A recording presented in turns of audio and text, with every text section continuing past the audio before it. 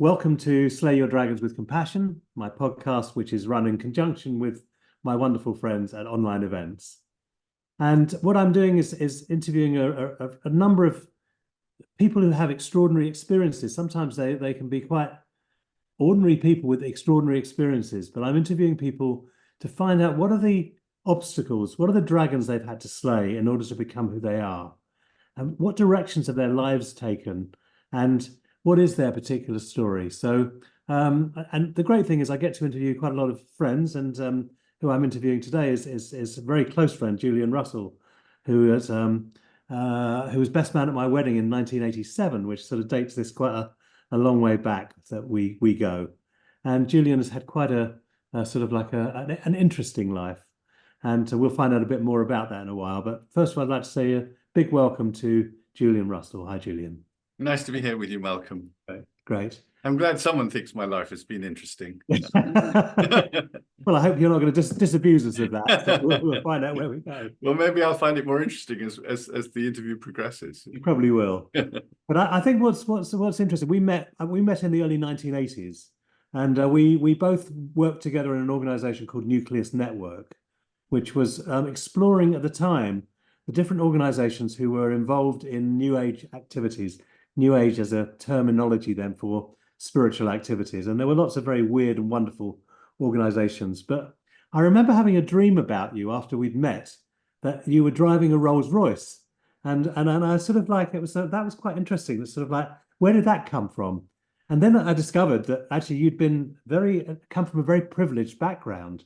And you were at Harrow Public School, and you could easily have gone a direction of being a big businessman, or of sort of finding something that would allow you to sort of make your way in the world in a big way. And you've done that, because I think you were one of the original people who was involved with NLP, neuro-linguistic programming, early on. But your life took a very different direction than your fathers would have done, and that your other family members would have done.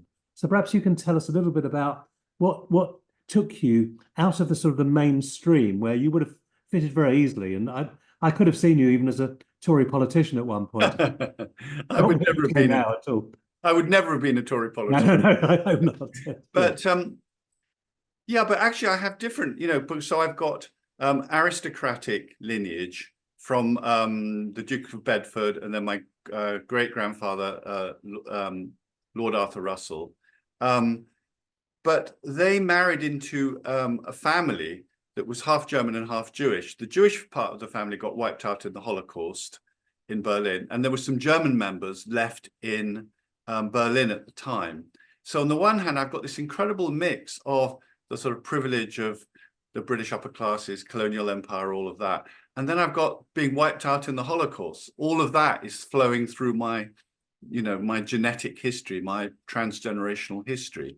And then I've got some British military class. They were the ones who went and did the dirty work for the empire. I'm really glad to say that the Germans in my lineage who were in Berlin during the Second World War, were old ladies. Thank God it wasn't some of the really nasty folk.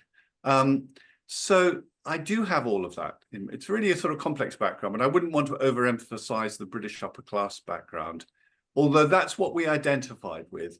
And it's true that, one of the people I went to school with all ended up as chief executives or chief financial officers of big institutions, or senior military officers. Many of them ended up in those sorts of roles.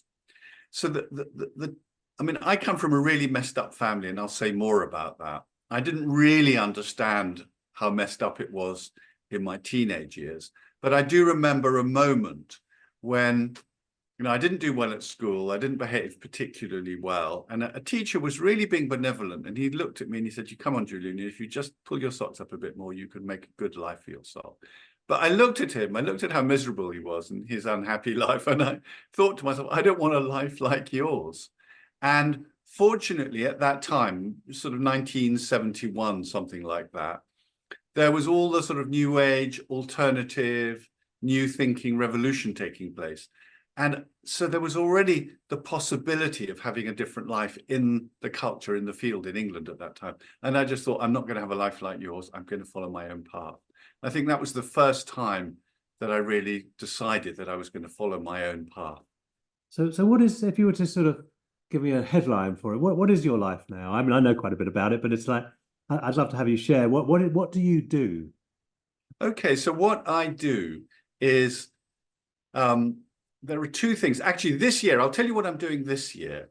First, this year, I'm taking quite a bit of a sabbatical, including walking 500 miles across mountains on my own with a rucksack and a tent, because I'm really, this year, particularly for myself, exploring my inner space, the space of peace in myself. What I generally do is run workshops on how to fulfill your potential in life. And I have individual clients who do that. I have a 20-day program called the Life Talent Program, which is about, so how do you give your gift to the world? How do you fulfill your potential through giving your gift to the world? How do you fulfill your potential through love? And how do you fulfill your potential in facing the human condition, of which one part is the bliss and the beauty and the magnificence of life, and the other is the great suffering and agony of existence? How do you deal with all of that? I could be a trainer of coaches, I could be a trainer of psychotherapists, but I'm more interested in helping human beings be the most that they can be. So that's what I do, one-to-one clients and training courses.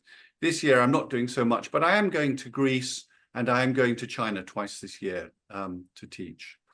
But most of this year, I'm glad to say, will be spent on a 90-day walk through mountains.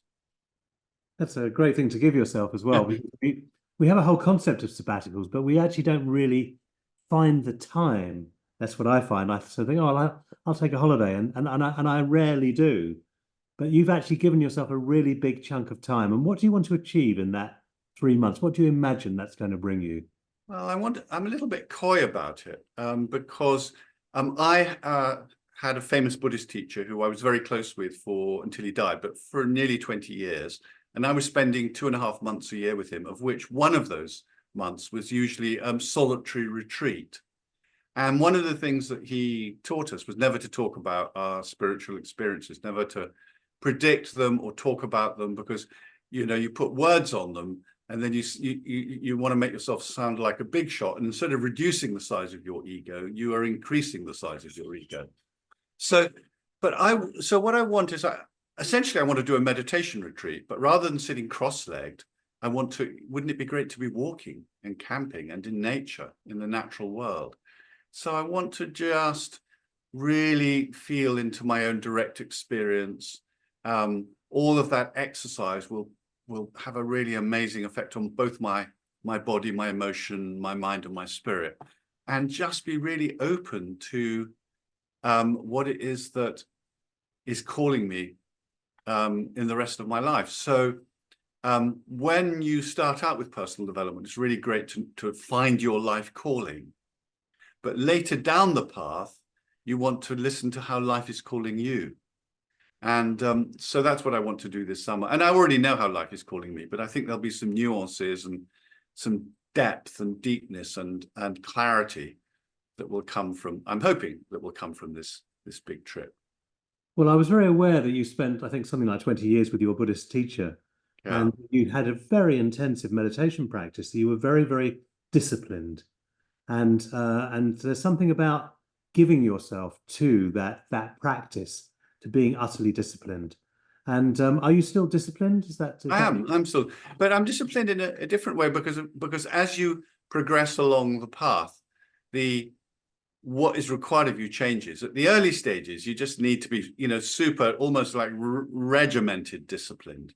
And then later on, you can relax a bit. It seems like it should be the other way around, but it's actually, if you talk about, so a Buddha nature is present all the time. So the question is, can I be aware of it? When you're a beginner, you don't really know that. So you have to sort of force yourself into the experiences of the sacred. You have to push yourself into that. Later on, you start to notice that it's there all the time. What I would say to people about discipline is that, it really, if you want to connect with the sacredness of life, to the fact that you are one with the universe, that you came out of non-existence into existence, just like the universe did. It's all a part of the same thing. you're a wave on an ocean, but the wave isn't really separate from the ocean. It has a unique identity for a short amount of time. But it doesn't matter whether you're a Christian, a Jew, a Muslim, Sufi, a Buddhist, or any of the, or, you know, an indigenous tradition. It doesn't matter. What matters is following a path with the heart and really going as deep as you can into that connection. That's the most important thing.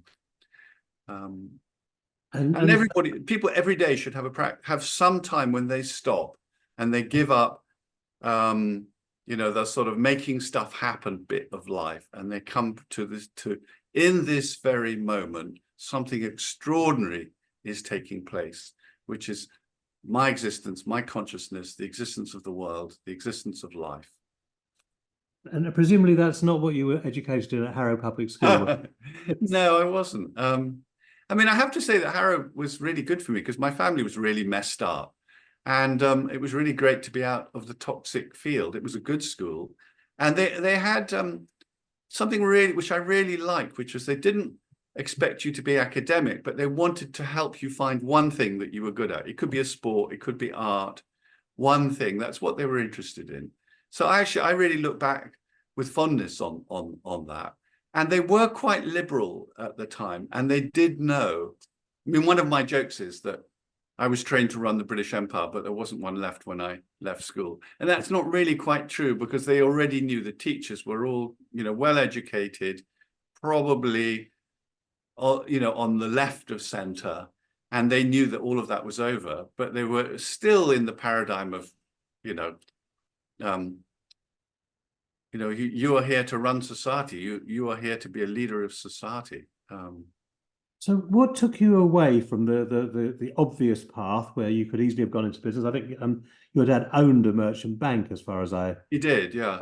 And, but he owned a merchant bank and he went bankrupt. And the merchant bank went bust. So that wasn't... Yeah. And he actually asked me to join it. I could have been there when the bank went bust, but fortunately I didn't. So the first thing was that call from, you know, looking into the eyes of this teacher and just saying, oh, I must find a different way. And then after that, I actually quite quickly, accidentally, you see, synchronicity, accidentally, was going through Scotland, was interested in Tibetan Buddhism. There was a center in Scotland. I went to a teaching there, and there was only, I think, 3 people, two students in the class, a translator and a famous Tibetan master. And he taught a very, very high teaching, and we were the only 3 people there. It was just quite, and I understood it straight away. I have to say that it just made complete sense to me. And then I slightly drifted away from that. I actually found in the Forestry Commission, in the forest near that Tibetan Buddhist center, a cottage that was run down and sort of wrecked, but with a dry roof. For £5 a week, and I was going to go and do a retreat there. And somehow I got called back to London, and I bumped into you, and I bumped into various other people, and together we formed this thing, Nucleus Network, which was to really see how the world could be different, looking at all the different psychological, spiritual, economic, environmental initiatives that were happening at that time. And we created that amazing organization. So yeah, that was the start in a way. And we were very,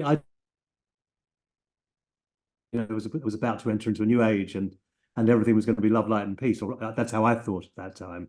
And I think we had great ideas of how we were on the cusp of change, but actually the world is not turned out the way that I would have expected. And yet I feel like both you and I have been drawn to following paths, as you say, a path with a heart, and a path that has some discipline, a path that gives meaning to life. Because when you go through all sorts of disasters, and as you know, I lost my daughter, Melissa, to suicide, but your brother, your twin brother, you lost him along the way as well. And perhaps you could tell us a little bit about that, if that's okay. I could, but actually there's something more important that I want to talk about, which really precedes that, which was that actually both of us, my twin brother died of a heroin overdose in I think it was 1998. But really, that was just a product of a really toxic childhood. My mother was from a military family and wanted to be a soldier in the Second World War. And the only place that she could be in the front line was, as a woman, was in the Free French Army. So she joined the Free French Army as an ambulance driver. And she won 2 of the highest French medals, the Croix de Guerre, for rescuing people under fire. And in fact, one of the medals she got was artillery shells went through her ambulance, but because the sides were made of canvas, they didn't explode.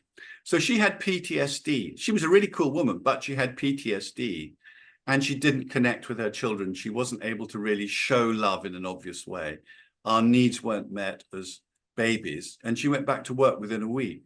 And we were then taken care of by a succession of carers. And that's, you know, in a way, some of the people that you've interviewed have had these massive life events, but actually these really subtle things like lack of proper attachment as a baby, that will you know, change you for life, affect you for life. And I remember from an early, very, very early age, my brother and I fighting, because we were fighting over this limited commodity of love, of attention. And then, you know, so we didn't get on very well in school, you know. So, and when he became a heroin addict at the age of 18, I remember thinking, I need to just, there was things going on between us. He was very difficult to be around, and I decided that I had to save my own life. Both my father was going bankrupt, and was alcoholic. My twin brother was a junkie and hanging out with bad people. And I just thought, I've got to save my own life. And I had the beginnings of a good spiritual practice, but I realized that I was pretty messed up. And thank God I went and did lots of psychotherapy. And, you know, my recommendation to people is that if, you know, to fulfill your potential in life, you need really to understand yourself psychologically and spiritually.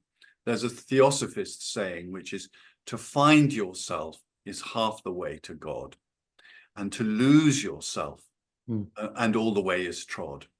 And so it's that balance of finding yourself. And people who just go to the spiritual can have something called spiritual bypass, where they're pretending that everything is great, but they're not dealing with their unconscious feelings, their repressed feelings.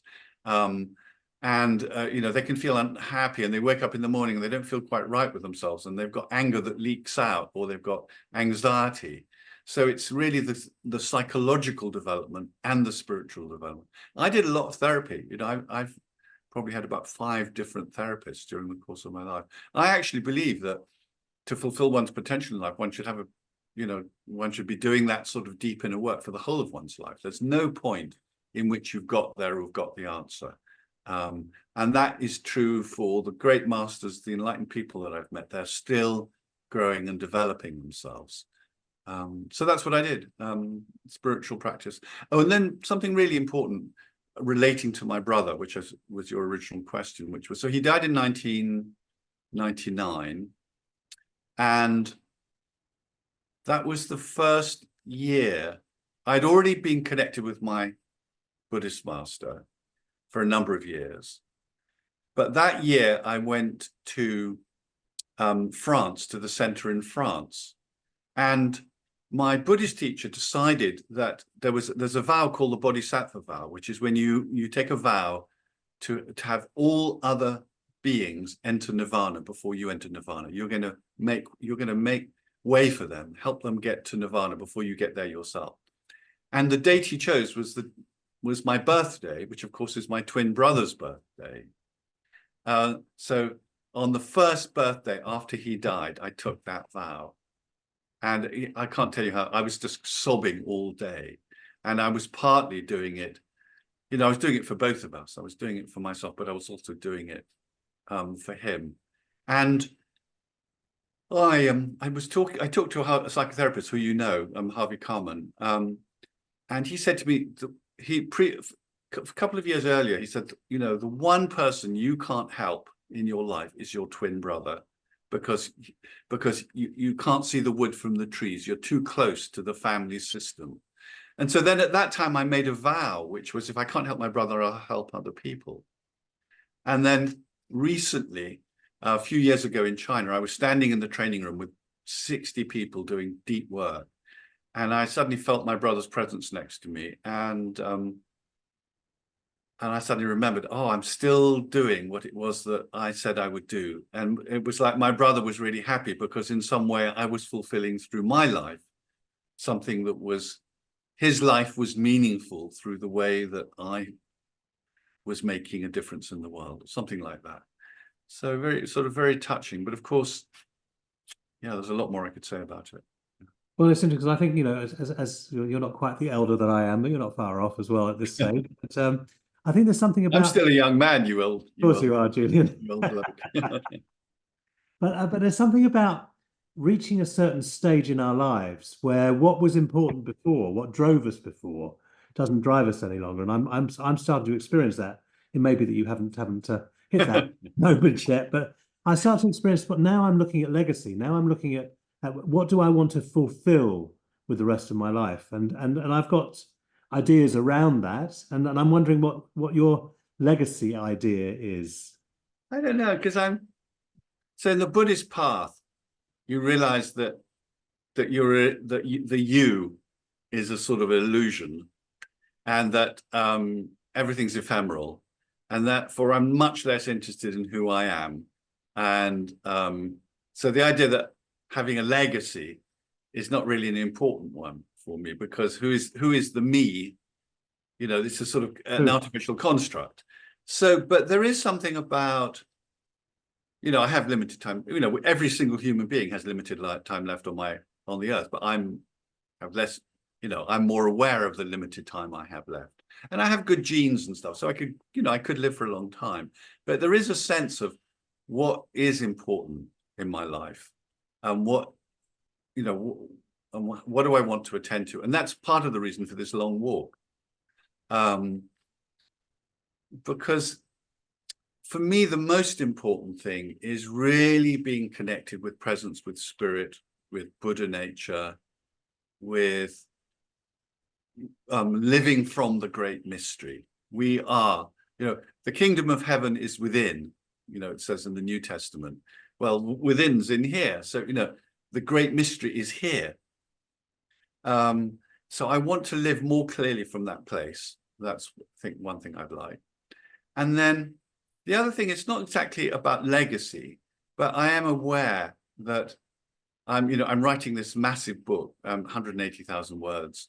I've got really a lot more to say about how people fulfill their potential in life. And that I really want to focus that. And one of the differences now is that I don't really need to earn money like I used to need to earn money. I've got my finances sorted out, so I can really focus on. In the past, I worked a lot with senior people in organizations, and they only wanted to grow this much. That's fine. They wanted their boss's job or something. I don't need to do that work anymore. I want to really focus on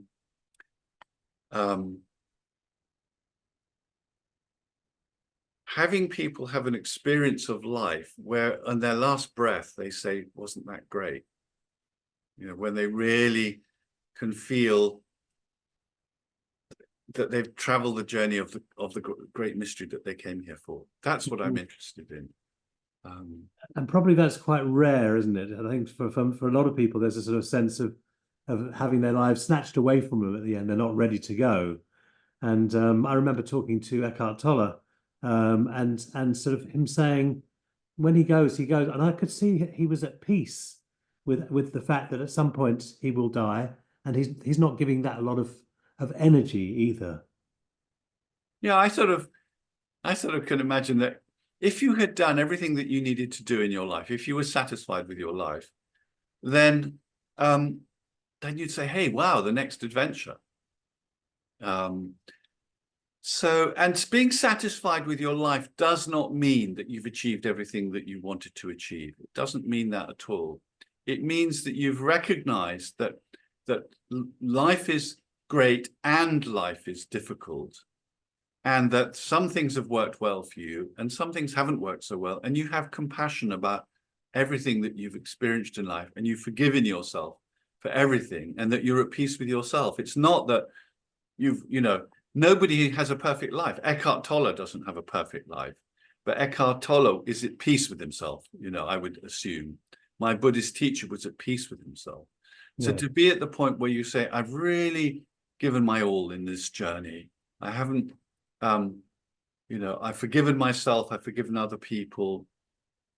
I've done everything I can. That's what I want to help people with.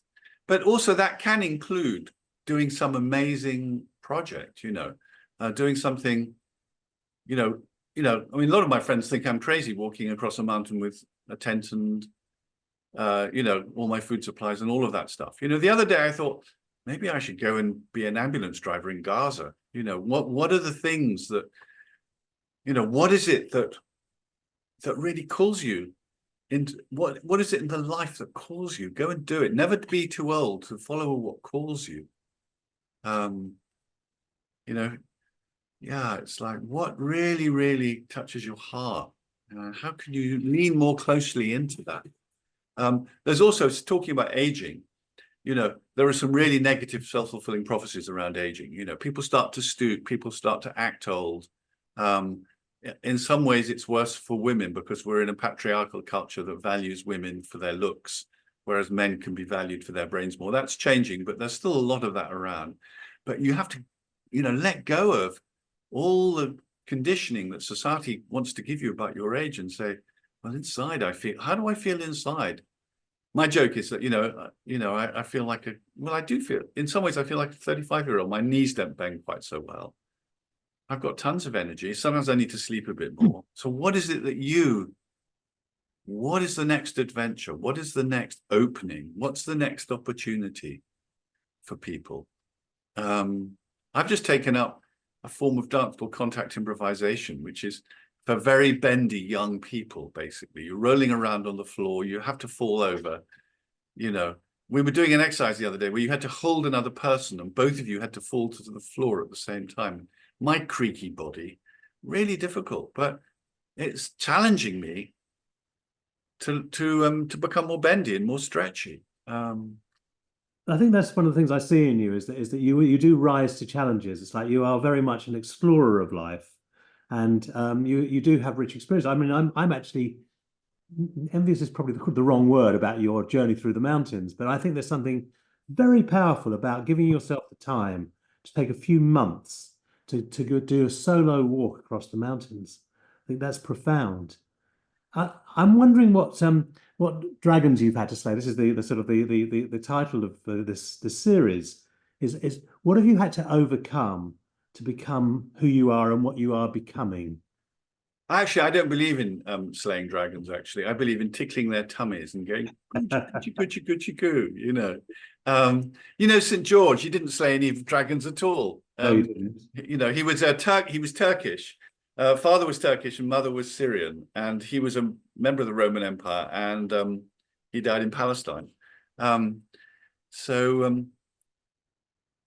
What dragons have I? I know what you mean, though. What shadows have I had to face? That's really it. Yeah. What are the demons that have beset you in your life, and how have you dealt with them?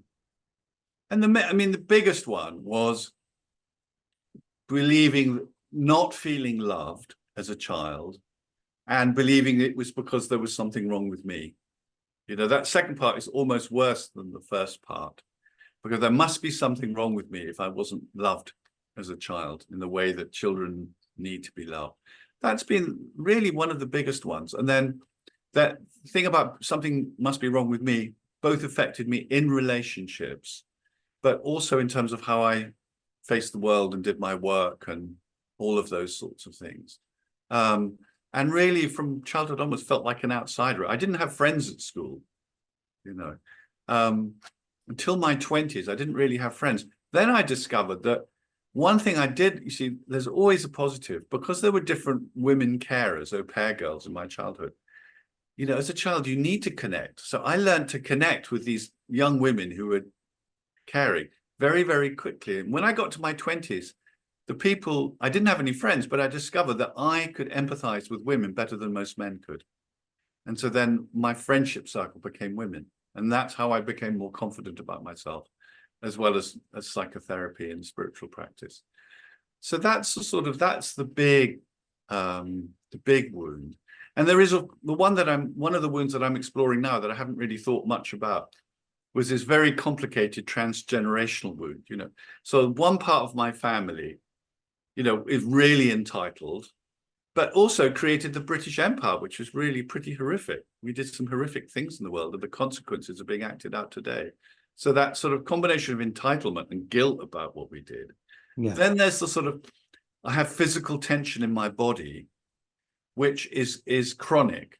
And that probably comes from the military class. You know, the oppressor. There's a really great book called My Grandmother's Hands, which is about racism in America. But what the trainer does, which is so touching, he's a black guy. He shows them a picture of the police officers that he's teaching a picture of a lynching. And they say, what do you see? And they very embarrassedly and ashamedly describe what's happening to the black people. He says, no, look at the expressions on the faces of the white people. When you look in their eyes, you can see they've all got PTSD. Because guess what? The oppressor gets PTSD. If you have to go and do horrible things to people, you will end up with PTSD. And I carry some transgenerational trauma about that from the military class in my background. Then I've got you don't exist, you'll be wiped out any moment from the German Jewish part. You know, it's sort of, then you've got the Irish bit of me is sort of like, being oppressed by the English, you know, and it's all tangled up and confused. So at one moment I feel incredibly entitled, and the next moment I'm going to be wiped out. So that's what I'm currently working with. And also there's something about the British legacy, which is of that, pull your socks up, don't show emotion, don't connect deeply, don't be in touch with your feelings. You know, I was born in 1955, which was 10 years after the Second World War. And I carry that sort of attitude that was needed to get Britain through the Second World War. And it's still in my body today. And I have to be compassionate with myself for being a man born at the time I was born. Is that helpful? Yeah, that's good. That period after the war, where it felt like everything was starting to free up as well, where we had the the 70s and the 60s and the time of love and light and peace and all of that, and no wars. It feels like we had a sort of brief hiatus of maybe 60 years, and now we're back in the place where it feels quite threatening to be in the world again. Absolutely. And I think one of the things we underestimated thinking about personal psychology and stuff was, like I was brought up at a time of peace. There was rationing when I was born, but it ended quite quickly. And but what we forgot, and I think about you, for example, that we all carry the transgenerational memories. And so many of the Jewish people I know have got either from the Holocaust or from the pogroms of Eastern Europe and the Soviet Union, carrying sort of ancestral memories that are in some ways, very unconscious. You sort of think, well, I'm a modern person of modern time. And those sort of unconscious memories really impact us all. And then, so of course, with war in Gaza at the moment, then that's being really triggered in all the Jewish people I know. And also those ancestral memories are being touched in all the Jewish people I know, and also, of course, in all the Arab cultures, which were oppressed by Europe and Britain and France and Belgium and all those countries. So one of the things that I'm interested in, we need to do to heal the world, is to somehow find a way of helping people look at the transgenerational, the ancestral trauma they have, and to bring healing to that, rather than just to see the world through the lenses of our ancestors. And that's something I'm doing for myself, but it's also something I want to offer for other people. My path is I explore stuff for myself, and then I offer what I've learned to other people. That's I think that's probably a wise path. I mean, and I think I've only realised fairly recently that I have been quite subtly brainwashed through my schooling, through my religion, through quite a lot of things that have happened in my life, that I've actually believed things to be how they are, and having to undo all of that and find out who I am through experience, and also through taking the path of supporting others in their growth and learning through others as well. And for me, this podcast series is part of going to places with people to explore what makes them tick and what have been their formula to find their way through the sort of like the labyrinth that is the human existence. I think one of the most important things, psychotherapists and coaches and trainers want to come up with a very complicated, super duper, extra plus model that, that makes them famous and earns them lots of money. But really, the most important thing is to be witnessed with a loving heart and really clear presence. That is the most powerful healing quality of all, to have oneself witnessed with full presence.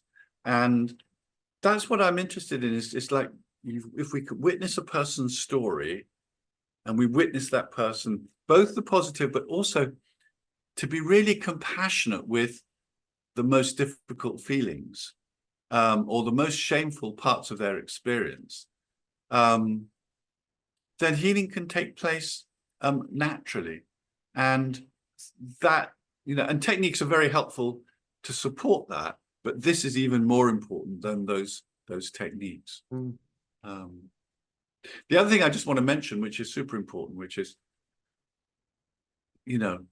we are individuals, we are community, collective consciousness, humanity, mind. We are nature. A very small part of our brain thinks in a linear, logical way. Education has overly dominated our focus on that part. The rest of our body just works the way forest works. It just works like nature. And yet, the most important thing for the survival of the species is not isn't supported by capitalism. We are not willing to spend the money that we need to spend for the species to survive. And this is going to be the big challenge of the next 100 years. I don't know whether we will succeed or not, because governments are so short-term, particularly democratic governments. The next election, we've got to radically change our behavior to have a livable planet. I don't know whether it's going to happen or not. So that's one of the things, when we can't just think of ourselves as individuals. We can't just think of ourselves as community. We have to think of ourselves as nature, and we need to think of ourselves, every single being in the universe has come out of nothingness into somethingness. We're all a part of the same, creative process. Yeah, we're and for people and beings on this planet, we're all in it together. Yes. And I think that's what you're practicing, that's what you're living. I totally understand that as well. And that, if we are to survive, we have to evolve. And I think that it's really interesting because Joanna Macy is a wonderful, wise woman. Yeah. It's about that we're at the time of the great turning, where we're either going to survive and develop ourselves and evolve into what we can become, or we're going to disappear. But no matter what, we have to act as though we're going to survive, and we have to keep feeding the planet. We have to keep feeding the people we are in relationship with. So, I don't know. I think the prognosis isn't very good, but there's a guy from something called Extinction Rebellion. He started Extinction Rebellion, Just Stop Oil, Insulate Britain. And I went to a talk that he did. Actually, it was at a Christian festival. And he stood up, and he was like an Old Testament prophet, and he had fire burning out of his eyes. And he was saying, "You're all going to go to hell." And he's shouting at us all. And he said, well, and then he said, well, if you don't believe in hell, you're going to, what are you going to say to your grandchildren when the world is burning up? And they say, Grandpa, what did you do? Actually, I don't have children, or, I won't have grandchildren. But that feeling of when people ask me 2050, what did I do? And I say nothing. That's not going to feel very good. And so the thing about hope is there's two sorts of hope. There's a sort of hope, it'll all be fine in the end. It'll work out, we've got technology, or we'll all evolve. That can lead to inaction. What we need is a little bit of, I'll have hope because I'm going to take some action. If I take some action, my friend Malcolm may take some action, and then his friends. I can't do it all on my own, but the swallow's murmuration, when you get hundreds of thousands of swallows all flying together, flocking together. I'm hoping that there will be some sort of murmuration of humanity when we all decide, stuff this. Which, you know, it's not survival of the planet or drive electric cars. You know, survival of the planet or have to spend money insulating our houses. Survival of the planet or take less holidays by plane and take the train a bit more. It's like, you know, survival of the planet, you know, and I'm hoping that we'll get there. Maybe a bit too late, but maybe not so late that it's a complete obliteration. And on that happy note, that's where we'll close out. Well, then let me end with one more happy note. And the do happy note is, if I'm really aligned with myself and really, then I can be the best I can be, do what I can, and after that it's up to spirit, you know, whatever, you know, I play my part, have integrity, live as best as I can, help as many people as I can, and after that, well, it's up to the rest of us, it's up to spirit, it's up to, you know. Well, I think there's an ancient Chinese curse that says, "May you live in interesting times." Yeah.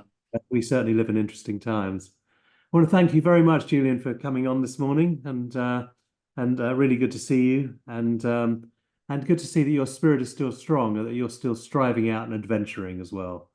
So I hope that happens till the candle blows out. yeah, exactly. I hope to be on a mountain, you know, or wherever, or in a kayak on a river when I die. So sounds great. Lovely to see you. Thank you so much. Be in touch. lots of love, Malcolm. Lots of love.